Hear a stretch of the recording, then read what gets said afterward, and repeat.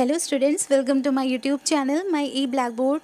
In this video we will discuss primary laws of learning जिन्हें हिंदी में अधिगम के नियम कहा जाता है। अधिगम के नियम या primary laws of learning Edward Thorndike ने बताए थे। एडवर्ड थॉर्नडाइक एक अमेरिकन साइकोलॉजिस्ट थे। एडवर्ड थॉर्नडाइक ने ट्रायल एंड एरर की थ्योरी भी दी थी। एडवर्ड थॉर्नडाइक ने एनिमल्स पे काफ़ी रिसर्च करी, उन पे एक्सपेरिमेंट्स करके उन्होंने ये बताया कि एनिमल्स किसी काम को करते हैं, अगर उसमें गलतियां हो जाती हैं तो उन गलतियों को वो सुधारते हैं और फिर धीरे धीरे वो उसी काम को अच्छे से करने लग जाते हैं। सिमिलरली अगर हम लोग ह्यूमंस के रिस्पेक्ट में देखें तो हम लोग भी किसी काम को करते हैं, अगर उसमें गलतियां होती हैं तो हम उन गलतियों को सुधारते हैं और धीरे धीरे हम उस काम को अच्छे से करने लग जाते हैं। सपोज़ कोई कुकिंग सीख रहा है, फर्स्ट डे उससे सब्ज़ी में नमक ज़्यादा हो गया, बट नेक्स्ट टाइम जब वो बनाएगा तो वो इस बात पे ध्यान रखेगा और फिर वो धीरे धीरे प्रैक्टिस के थ्रू अपनी गलतियाँ सुधारते सुधारते सब्ज़ी अच्छी बनाने लगेगा, कुकिंग में एक्सपर्ट हो जाएगा। तो यही थ्योरी ट्रायल एंड एरर की थ्योरी होती है, जहाँ पे इंसान किसी काम को करता है, अगर उससे गलतियाँ होती हैं फिर उन गलतियों को वो सुधार लेता है। इस थ्योरी को एसआर थ्योरी नाम से भी जाना जाता है या फिर स्टिमुलस रिस्पॉन्स थ्योरी के नाम से भी जाना जाता है।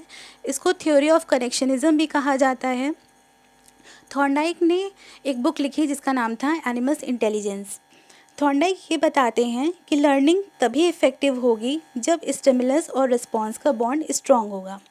अब स्टिमुलस और रिस्पॉन्स है क्या, ये समझते हैं। Stimulus is an urge to do an activity और एक्शन। किसी भी काम करने के लिए जो उत्तेजना उत्पन्न होती है ना हमारे अंदर, वही होती है स्टिमुलस। या दूसरे वर्ड्स में कहें तो stimulus is something that arouses desire to do an activity. And response is the reaction you get after performing an activity. किसी भी एक्टिविटी को करने के बाद में जो भी रिस्पॉन्स हमको मिलता है या जो रिएक्शन हमें मिलते हैं, हमें पॉजिटिव रिएक्शन भी मिल सकता है या नेगेटिव रिएक्शन मिल सकता है, न्यूट्रल रिएक्शन भी मिल सकता है, तो वही होता है रिस्पॉन्स। थॉर्नडाइक ये बताते हैं कि एसआर के बीच में जो बॉन्ड होगा, अगर वो स्ट्रॉन्ग है तो हमारी लर्निंग भी स्ट्रॉन्ग होगी, और अगर इनके बीच का जो बॉन्ड है वो वीक है तो हमारी लर्निंग भी वीक होगी। अब समझते हैं प्राइमरी लॉज ऑफ लर्निंग के कौन कौन से लॉज हैं। सबसे पहला है law of readiness, second one is law of exercise, third one is law of effect, तत्परता का नियम, अभ्यास का नियम और प्रभाव का नियम। सबसे पहले देखेंगे लॉ ऑफ रेडीनेस। थॉर्नडाइक ये बताते हैं कि किसी भी व्यक्ति को अगर हमें कुछ सिखाना है तो वो रेडी टू लर्न होना चाहिए, मतलब सीखने के लिए तत्पर होना चाहिए। हम सिखा उसी को सकते हैं जो रेडी टू लर्न है। अगर कोई इंसान कुछ भी नहीं सीखना चाहता तो हम उसको बहुत ही मुश्किल से कुछ सिखा सकते हैं। देखिए लिखा है ना, learning will be effective if the child is ready to learn. Child के भी रिस्पेक्ट में यही बात है कि अगर चाइल्ड रेडी टू लर्न है, वो सीखना की चाहता है या सीखने के लिए तत्पर है, तभी वो कुछ सीखेगा, वरना उसको सिखाना बहुत ही मुश्किल हो जाएगा। Second point is child should be mentally, physically and emotionally etcetera ready to learn. Child हर तरीके से रेडी टू लर्न होना चाहिए। सपोज़ करें एक चाइल्ड है क्लास सेकेंड का, उसको फीवर आ रहा है, तो is he ready to learn? क्या वो सच में रेडी टू लर्न है? नहीं, मे बी वो सीखना ही नहीं चाह रहा उस टाइम पे, क्योंकि वो फिज़िकली साउंड फील नहीं कर रहा और वो नहीं सीखना चाहता है, बट हम उसको ज़बरदस्ती सिखा रहे हैं तो लर्निंग इफ़ेक्टिव नहीं होगी। मे बी वो लर्न कर ले बट लर्निंग इफ़ेक्टिव नहीं होगी। क्यों? क्योंकि वो रेडी टू लर्न नहीं है।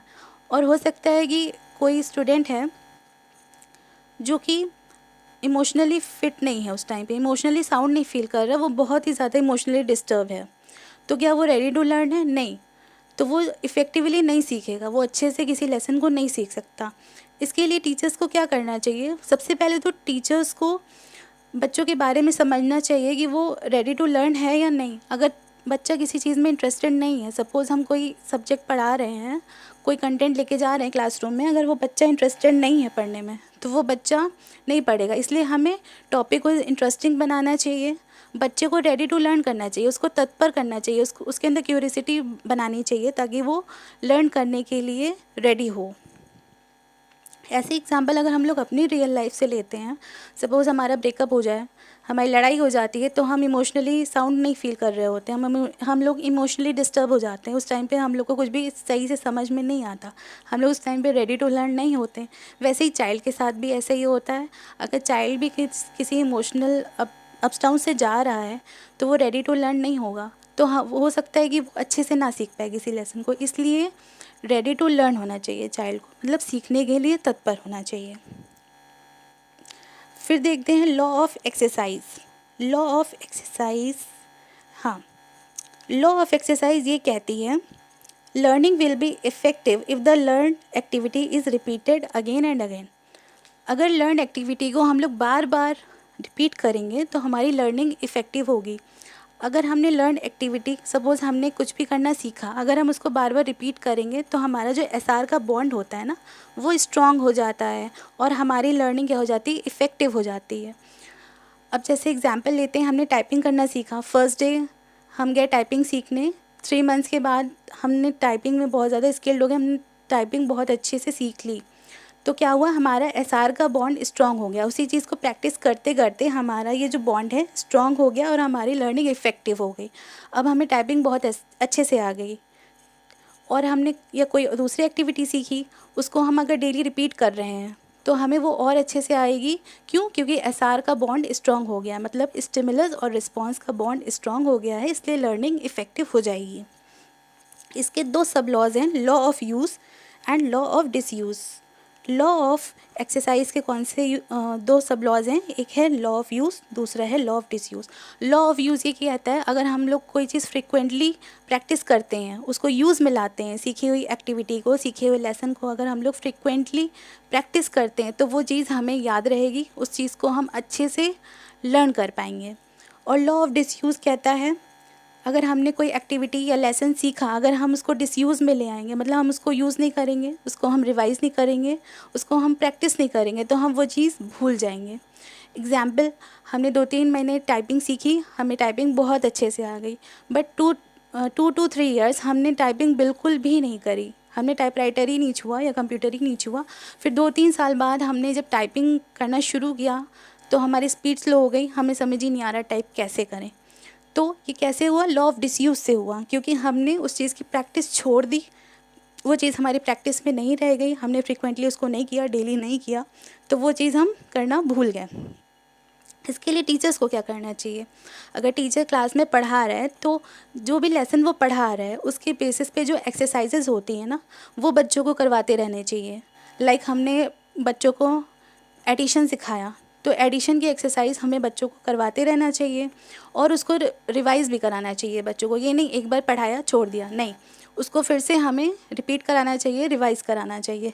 इस तरीके से जो एसआर बॉन्ड होगा वो और ज़्यादा स्ट्रॉन्ग होगा और बच्चे उस चीज़ को अच्छे से लर्न कर पाएंगे, उसको वो उनको भूल ही नहीं पाएंगे उस चीज़ को। फिर देखते हैं नेक्स्ट पॉइंट क्या है। Next point is law of effect. Law of effect ये कहता है कि हम किसी काम को दोबारा फिर से तभी करना चाहेंगे जब हम उस पहला जो किया हुआ एक्सपीरियंस है वो हमें अच्छा होगा। मतलब कि अगर हमें किसी काम को करने से सेटिस्फैक्शन मिल रहा है या प्लेजेंट फीलिंग मिल रही है, तभी हम दोबारा उस काम को करना चाहेंगे। ऐसा क्यों होगा? क्योंकि जब हमने कोई काम पहली बार किया, हमें अच्छी फीलिंग आई, हैप्पी सी फीलिंग आई, तो हमारा क्या होगा, एसआर का बॉन्ड, स्टिमुलस रिस्पॉन्स का बॉन्ड स्ट्रॉन्ग होगा और हम दोबारा उस काम को फिर से करना चाहेंगे।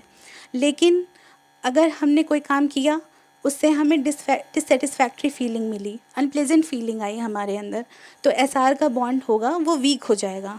देखिए, एसआर का बॉन्ड क्या हो जाएगा, वीक हो जाएगा और दोबारा हम उस काम को करना नहीं चाहेंगे। अगर एग्ज़ाम्पल लें, हमने अपने किसी फ्रेंड की हेल्प करी और उसने हमें बहुत अप्रिशिएट किया, ठीक, तो हमारे अंदर कैसी फीलिंग आएगी, सेटिस्फैक्ट्री फीलिंग आएगी, तो हमारा एसआर का बॉन्ड क्या हो जाएगा, स्ट्रॉन्ग हो जाएगा और दोबारा हम उसकी फिर से हेल्प करना चाहेंगे। लेकिन अगर हमारे फ्रेंड ने हमें क्रिटिसाइज़ कर दिया, हमारे हेल्प करने के बाद में भी हमारे फ्रेंड हमें क्रिटिसाइज़ कर रहे हैं, तो क्या हमें अच्छा लगेगा? नहीं अच्छा लगेगा। हमारे अंदर कैसी फीलिंग आएगी, डिससेटिस्फैक्शन की फीलिंग आएगी, हम अच्छा नहीं फील करेंगे बिल्कुल भी। तो और क्या होगा, जो एसआर का बॉन्ड है वो ऑटोमेटिकली वीक हो जाएगा, स्टिमुलस और रिस्पॉन्स का बॉन्ड अपने आप में वीक हो जाएगा और हम दोबारा उसकी हेल्प नहीं करना चाहेंगे। तो ये लॉ ये कहता है कि हम दोबारा उस काम को तभी करेंगे जब हमें उसका रिस्पॉन्स अच्छा मिलेगा। तो आपका ये सेशन कंप्लीट हुआ यहाँ पे। अगर आपको कोई भी डाउट है इस टॉपिक के रिगार्डिंग तो आप प्लीज़ कमेंट बॉक्स में अपना क्वेश्चन, अपनी क्वेरी पोस्ट कर सकते हैं। अगर आपको ये वीडियो अच्छा लगा तो please like and share the session और इस चैनल को सब्सक्राइब करें। Bye bye, good luck.